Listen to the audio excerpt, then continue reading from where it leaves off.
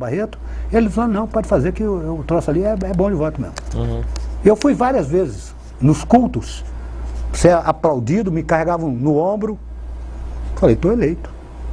Eu doei, passei a escritura desse imóvel, que hoje com 500 mil não compra, de jeito nenhum. Eu doei para eles. E o meu mercado e o meu material de construção, na segunda-feira, quando acabou a campanha, eu cheguei lá, tinha uma lata de óleo, um pacote de açúcar, 2 garrafas de pinga e a minha mulher chorando. O que você fez? Eu digo, não foi eu, foi o destino. Mas Deus está aí para me fazer retornar tudo isso. Bom, aí passou. O Barreto ganhou. Eu pensei que ele ia me chamar para trabalhar na prefeitura, né? Nos últimos 3 meses do pleito dele, ele me botou como chefe da ação social. Eu distribuí aqueles 900 lotes da Vila Olinda e o do Pedra 90, no governo do Barreto, eu distribuí para as pessoas que, muitas delas estão lá até hoje. Eu entreguei 1.500 lotes, Pedra 90 e Vila Olinda. E não tive retorno nenhum, nem eleitoral e nem financeiro, por nada. Aí, quando assumiu o novo governo, depois do Barreto, Carlos Bezerra, e na época ficou eu e o Barreto só na prefeitura no dia da passagem do nosso lado, era só eu e o Barreto. Porque os assessores dele, os grandes amigos dele, não apareceu ninguém. Eu e ele. Nós saímos, aí fomos para a casa dele, que é pertinho da prefeitura, vão a pé, sob vaia do pessoal do PMDB. Hoje eu sou o PMDB. Eu estou o PMDB, eu não sou o PMDB. Eu estou o PMDB por uma série de fatores. Aí nós fomos para casa do Barreto, eu falei, chorar eu não vou, vamos tomar cerveja e comer carne. Fizemos um churrasco lá e pá, acabou. Mas na verdade eu acabei com a minha vida financeira na política. Arrependo? Não, não me arrependo, foi uma experiência a mais. Aí fui chamado para ser assessor do vereador, estou com ele até hoje, tá? E vai fazer agora exatamente 15 anos que eu estou com ele. Ele está no 6º mandato. Cumprindo o 6º mandato, já foi presidente da Câmara e ele me chamou para trabalhar com ele, eu estou com ele até hoje. Agora, financeiramente, eu acabei com o que tinha na política. Eu não tenho arrependimento nenhum, porque foi uma experiência agradabilíssima. Eu conheci muita gente interessante nessa cidade, conheci muita gente boa, então é mais ou menos isso a minha vida que eu queria contar aqui. Agora, um dia vocês vão ver a minha história num livro. Eu vou escrever um livro, as minhas memórias. Talvez vai ser até gratuito, porque eu não vou arranjar quem vai bancar essa publicação. Eu vou doar para as pessoas, minhas amigas. E o que vai ser as histórias de Maia? O que você meu amigo, eu tenho um monte de coisa para contar. Interessante, muito interessante. Mas essa história seria o quê? Uma biografia autorizada? Digamos que... Vai contar os altos e baixos? Exatamente, assim? Da vida de um cidadão tentador, trabalhador, honesto, faço questão de frisar isso, honesto, pode fazer uma pesquisa em todo o Brasil, se eu tenho alguma coisa, eu devo alguma coisa em Brasília, ou Goiânia, ou onde eu morei, aqui em Rondonópolis, não devo nada a ninguém, só tenho amigos, não tenho nenhum inimigo, se alguém não gosta de mim, talvez seja porque eu sou meio falador. Entendeu? Pode ser que eu tenha e não sabe. Não tenho papas na língua, entendeu? Não tenho mesmo. Eu falo mesmo e sem medir consequências. Às vezes posso até quebrar a cara, mas eu não calo muito fácil, não. E se eu tiver errado, qualquer criança de 1 ano de idade faz eu calar a boca. Agora, se eu estiver dentro dos meus direitos, não tem tamanho de homem, nem calibre de arma que faça eu calar minha boca. Deixa eu te perguntar. Você teve essa participação, foi o nosso saudoso Campo Limpo que trouxe você para cá, um político de grande influência na região sul aqui de Mato Grosso ou de Mato Grosso. Você pegou várias passagens da política local, desde a época de Campo Limpo até os dias de hoje. Como que você pode avaliar a nossa política lá no passado com a de hoje? Já que você é um cara, já que você tocou no assunto, é um cara tem experiência no meio, de maneira bem, digamos assim, sucinta, como é que você pode avaliar? Eu sinceramente, eu vou abrir o meu coração aqui para vocês e para todas as pessoas que estiverem ouvindo. Eu sou apaixonado pela política, sou realmente apaixonado pela política, mas sinto-me deveras decepcionado com a política brasileira. Eu acompanho desde Jânio Quadros, que eu me lembro, de Jânio Quadros e o Lote, que foi o primeiro candidato que eu me lembro. Na minha cidade, onde eu nasci, eu era de 2 anos, eu lembro. Mas a nível nacional, eu me lembro, o primeiro candidato que eu, digamos assim, carreguei panfleto dele foi o Jânio Quadros, da Vassourinha. Não, você nem lembra de que era na história. Então, eu era janista, meu pai era janista. Meu pai também era janista. Então, é o seguinte, realmente, os políticos do Brasil que me desculpem, mas eu estou envergonhado com a política. E eu adoro política, adoro, mas tem que mudar muita coisa nesse país. Principalmente uma coisa que se chama-se vergonha na cara. Este é o primeiro fato, vergonha na cara. O cara que quiser candidatar tem que ter vergonha na cara. E não candidatar simplesmente pelo vil metal. Coisa que está acontecendo com 90% dos candidatos. Eu vou continuar militando na política, estou PMDB e vou continuar PMDB, mas eu sinto envergonhado da política nacional de todos os partidos, todos. Eu sou uma das pessoas que mais admira Fernando Henrique Cardoso. Eu nunca fui do partido dele, do PSDB, mas o que é o Brasil hoje em termos de para a pobreza, eu estou falando para a pobreza, a classe menos privilegiada, devemos tudo a Fernando Henrique Cardoso. Depois, Lula pegou uma laranja meia cascada, terminou de cascar, adocicou ela e deu de presente para Dilma. Um diamante, digamos assim, um diamante faltando lapidar. E a Dilma terminou de lapidar. Votei nela pela primeira vez, nunca votei em Lula, nunca votei no PT, votei em Lula, eu votei agora na Dilma.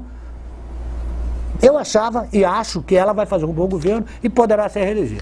Mas é vergonhoso o que a gente vê na mídia, todos os brasileiros sabem disso, sobre a corrupção, os desmandos e a pouca vergonha da política nacional.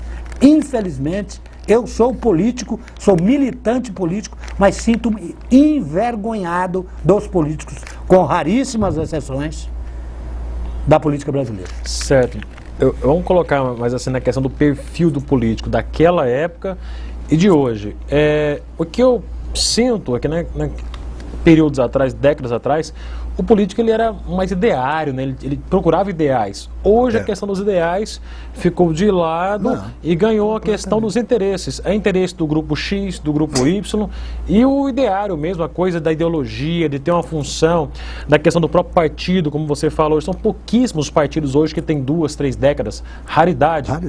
Né? Como é que você vê essa questão hoje? Eu vou falar... Dos tempos que você acompanha, que você entrou na política para hoje. Eu vou falar, no caso de Rondonópolis, vou falar de políticos de Rondonópolis que eu conheci há 35 anos atrás. Eu tenho um exemplo a dar para Rondonópolis e para os rondonopolitanos. Uma pessoa que era semi-analfabeta, mal sabia assinar o nome, mas tinha uma sapiência política que Fernando Collor de Mello, Fernando Henrique Cardoso, esse povo todinho aí tinha que pedir bênção para esse homem. Chamava-se Ananias Martins Filho. Ou Ananias Martins de Souza, filho é o filho dele. Este homem foi um exemplo de político não partidário, mas político realmente intencionado, bem intencionado para o coletivo. Deixou um legado enorme. Deixou um legado enorme, e para mim, pessoalmente, porque se eu falasse que o Antônio Campo Limpo seria esse exemplo, eu estaria puxando sardinha para o meu concunhado. Mas é um homem mais querido de Rondonópolis, chama-se Antônio Lourenço Neto. Ele morreu tem mais de 20 anos.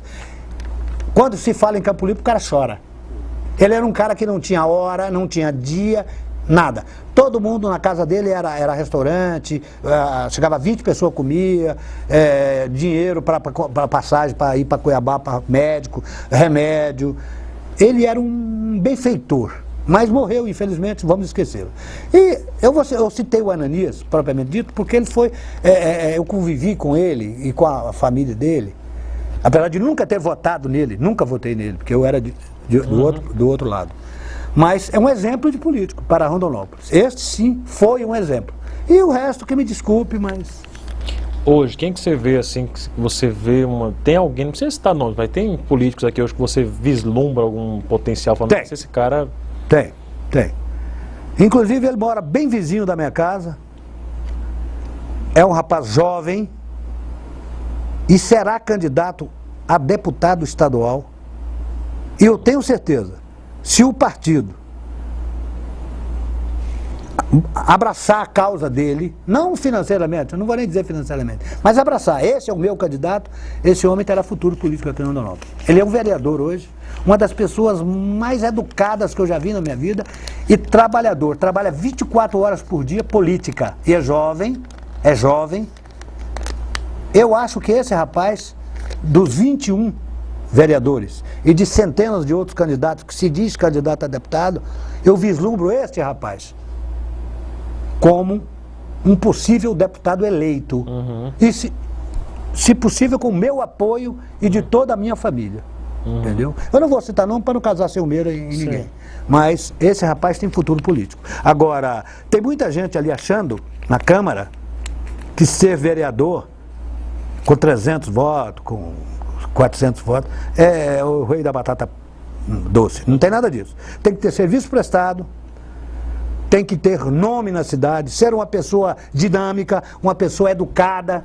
Infelizmente, daqueles 21 lá, eu posso citar 5 ou 6 que tem esse perfil. O resto, principalmente cuidar dos interesses do povo, né? Exatamente.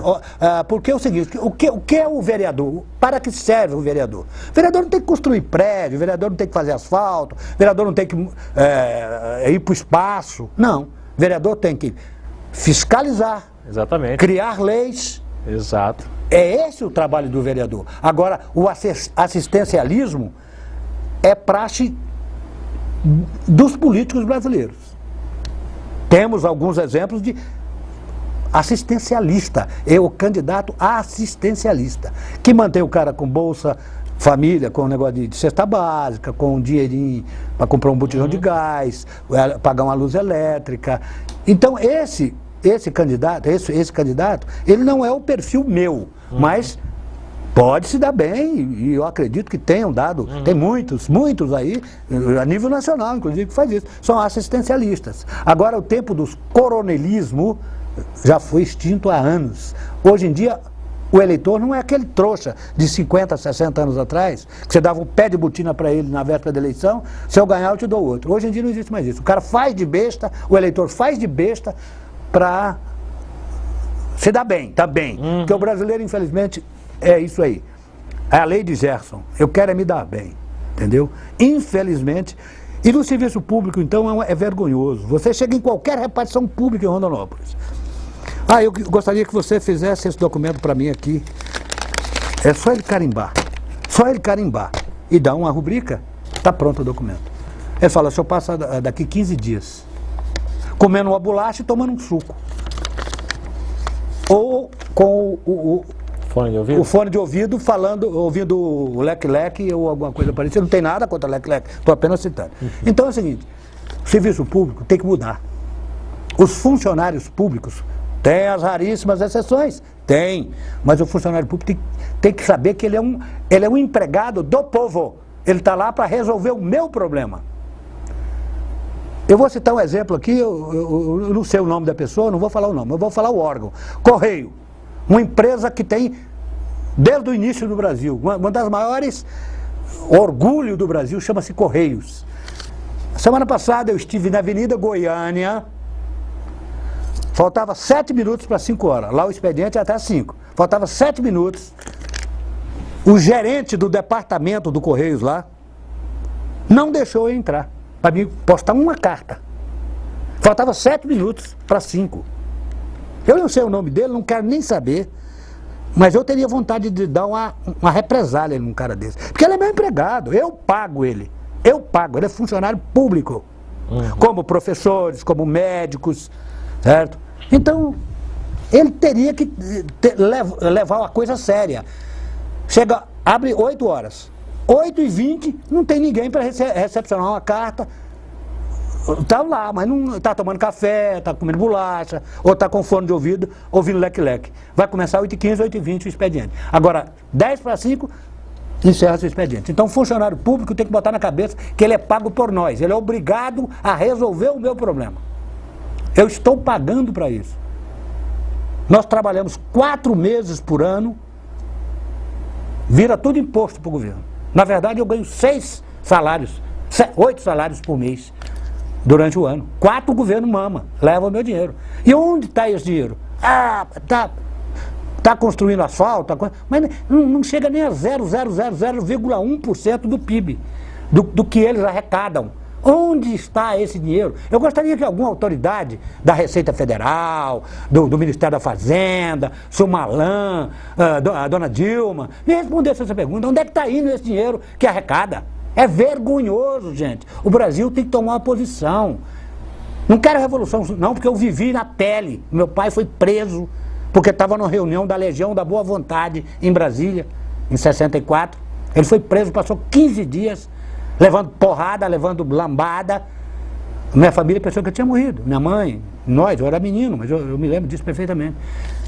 Simplesmente porque ele estava num encontro da LBV, Legião da Boa Vontade, que na época o Alziro Zaru, que morreu também, já foi candidato a presidente da República. Então é o seguinte, é vergonhoso o que acontece nesse país. Se eu for falar aqui, eu fico 3 dias falando e vou tornar uma pessoa chata perante até vocês mesmo, o repórter e o cinegrafista. Então eu não gostaria de delongar muito esse assunto. Tá certo, também. E naquele período, logo você entrou aqui, se instalou em Rondonópolis, quem eram as figuras políticas, personalidades políticas que estavam começando a se fixar aqui, começando a montar seu alicerce político? Pois é, aqui em Rondonópolis eu sou da época do Candinho, que foi ex-prefeito, Walter de Souza Olicea, Carlos Gomes Bezerra, que foi já várias vezes prefeito de Rondonópolis, governador, senador da República, tal. Então esses homens eram da minha época, e tem muitos outros aí, se eu fosse citar Moacir Gonçalves, que foi vereador, um monte de gente aí. Então eu me espelho muito no brio da pessoa. Brio, não é brilho não, é brio, vergonha na cara mesmo. Então são pouquíssimas pessoas que eu tenho assim, admiração política por essas pessoas, que tenha brio, vergonha na cara, entendeu? Desses políticos atuais, sinceramente, nenhum deles me deixa saudade. Nenhum deles. Daqui de Rondonópolis. Nenhum. Percival Muniz, um grande rapaz, um baita de um prefeito, está fazendo muito bem para a cidade, mas poderia fazer muito mais. Sou amigo pessoal do Percival.